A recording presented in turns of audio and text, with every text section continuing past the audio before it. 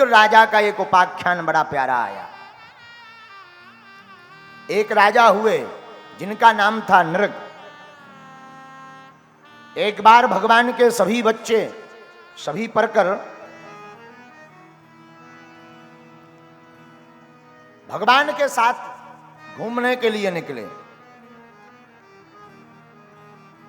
और जैसे ही घूमने के लिए निकले तो एक बाग में सब बच्चे गेंद खेलने लगे, भगवान के बालक। और गेंद खेलते खेलते उन बच्चों की गेंद एक कुआं में गिर गई। कुआं में, कुआं यानी कूप, कुआं में गेंद गिरी तो सारे बच्चे कुआं में गेंद देखने के लिए गए। और जैसे ही सब बच्चे गेंद देखने के लिए गए तो क्या देखते हैं, कुआं में एक भारी विशालकाय गिरगिट है, बड़ा गिरगिट जिसका मुख बहुत बड़ा है। भागे भागे सरकार के पास आए, पिताजी पिताजी बड़ा भारी गिरगिट है सरकार। भगवान नंद नंदन यशोदानंदन कन्हैया ने कहा, कहां पर? महाराज वहां कुआं में। भगवान बोले चलो देखते हैं। भगवान गए और जाकर जब भगवान ने देखा तो भगवान भी देख करके आश्चर्य में, हाँ इतना बड़ा गिरगिट।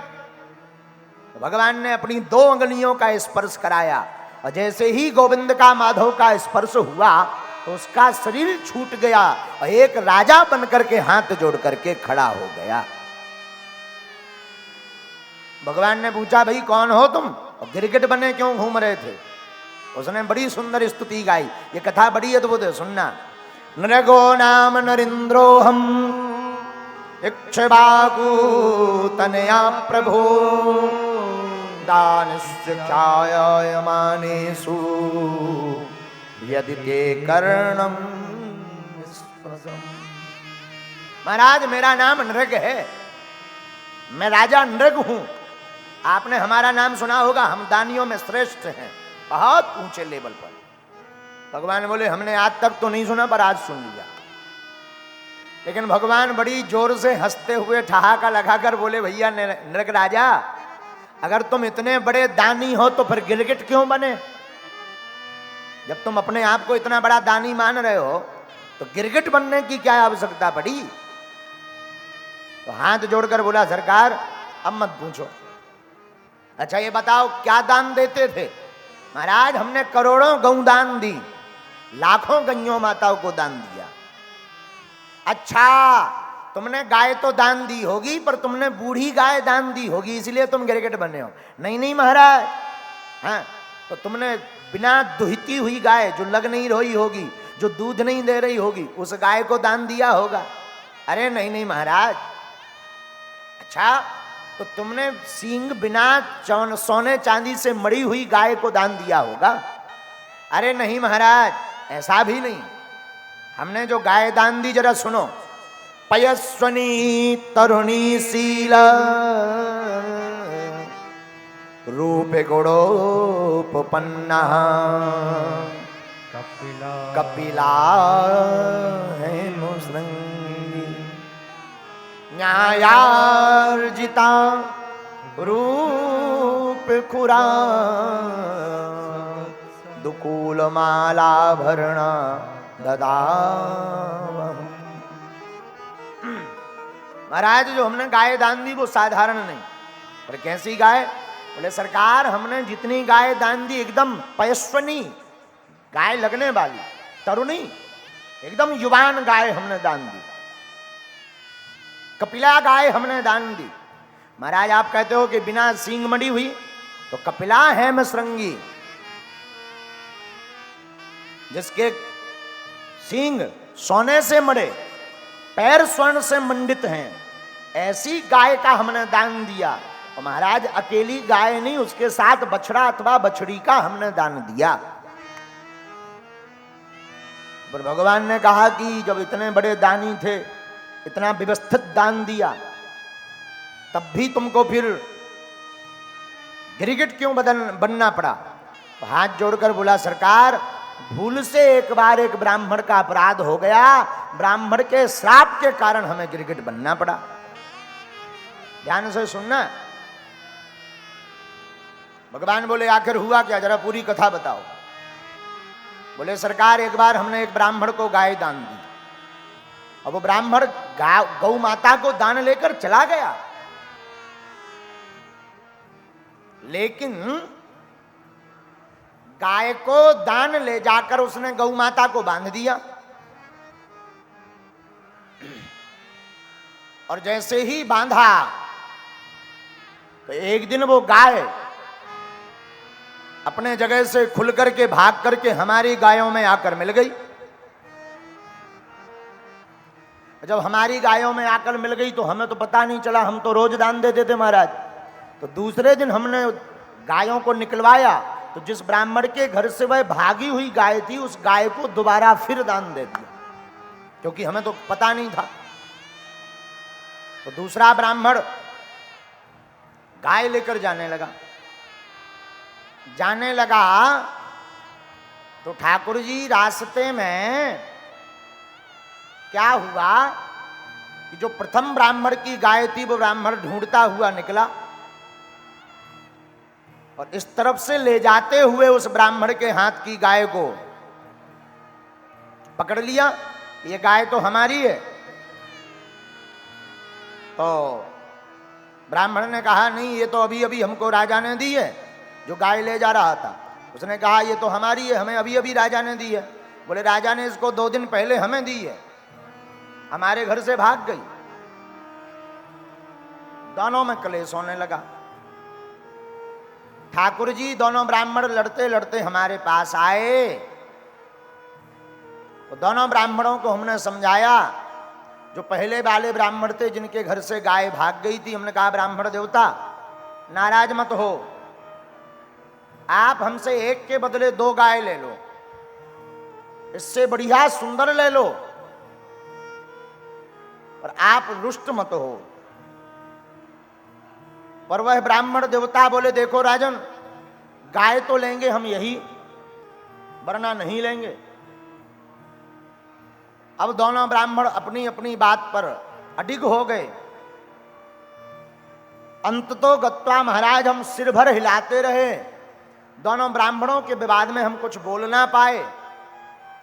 प्रथम ब्राह्मण जिनके घर से गाय भागी थी उन्होंने रुष्ट होकर श्राप दे दिया, जाओ जिस प्रकार तुम हमारी बातें सुनकर के सिर हिला रहे हो, सिर हिलाने वाले तुम गिरगिट बन जाओ।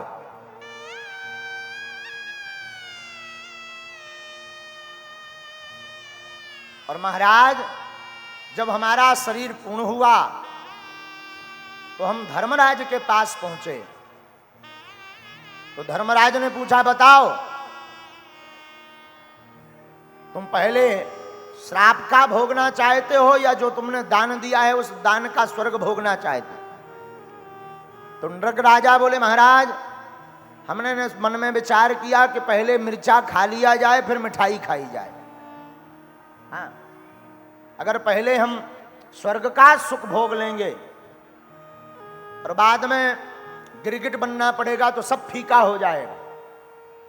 तो बोले हमने निवेदन किया कि पहले हमें गिरगिट बना दिया जाए, बाद में हम स्वर्ग का सुख भोगेंगे। और हमें क्या पता था कि ब्राह्मण का आशीर्वाद भी इतना फलदायी होगा कि आपके दर्शन होंगे और आपके हाथ का स्पर्श होगा। धन्य है ब्राह्मण देवता, उनके श्राप से ही हमें भगवत दर्शन भय हैं। एक बात इस बात से पुष्ट हो गई कि बड़ों की श्राप भी कल्याणकारी होती है।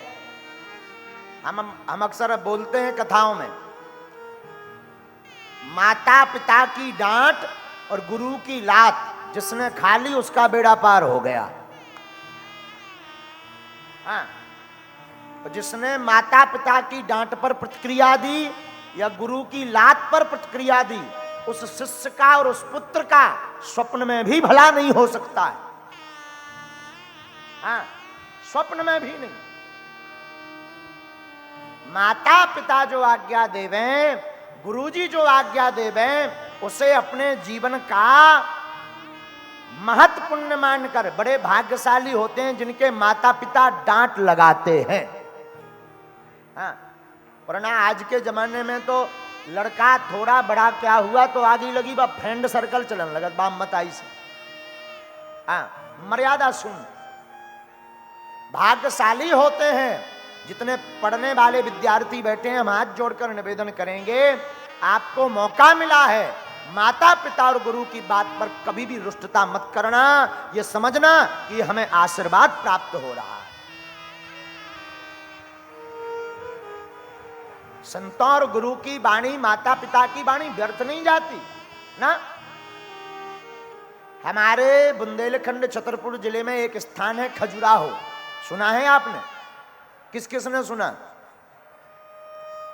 खजुराहो नामक नगर में एक झाड़ू वाले महात्मा हुए, झाड़ू वाले बाबा, उनका नाम ही पड़ा झाड़ू वाले बाबा। अपने हाथ में झाड़ू लिए रहते थे, झाड़ने वाली, और उस झाड़ू को लेकर के जितने लोग आते थे तो वो इतनी गाली बकते थे, इतनी गाली कि साधारण कोई सभ्य समाज का व्यक्ति सुनकर शर्मा जाए, इतनी गंदी गाली बकते थे। लेकिन जिस व्यक्ति को उन्होंने गाली दे दी और जिसको झाड़ू लगा दी, उसका बेड़ा पार हो गया।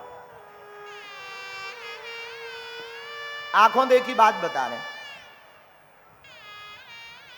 हमने अपने पूज्य गुरुदेव के श्रीमुख से अनेक बार ऐसे शब्द सुने, हमारे पूज्य दादा गुरु न जाने क्या क्या, बड़ी रुष्टता में, कोई ठीक से काम ना कर पाओ तो बड़ी रुष्टता में। पर अब हम पछता रहे हैं कि काश और हम गाली खाते रहते तो और निखर करके अच्छे बन जाते।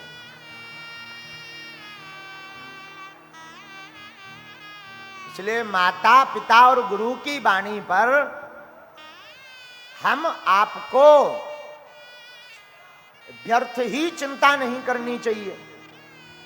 माता पिता की आज्ञा या गुरुजनों का जो आदेश लगा है, गालियां भी मिली हैं, उसे भी आशीर्वाद मान करके स्वीकार कर लेना चाहिए।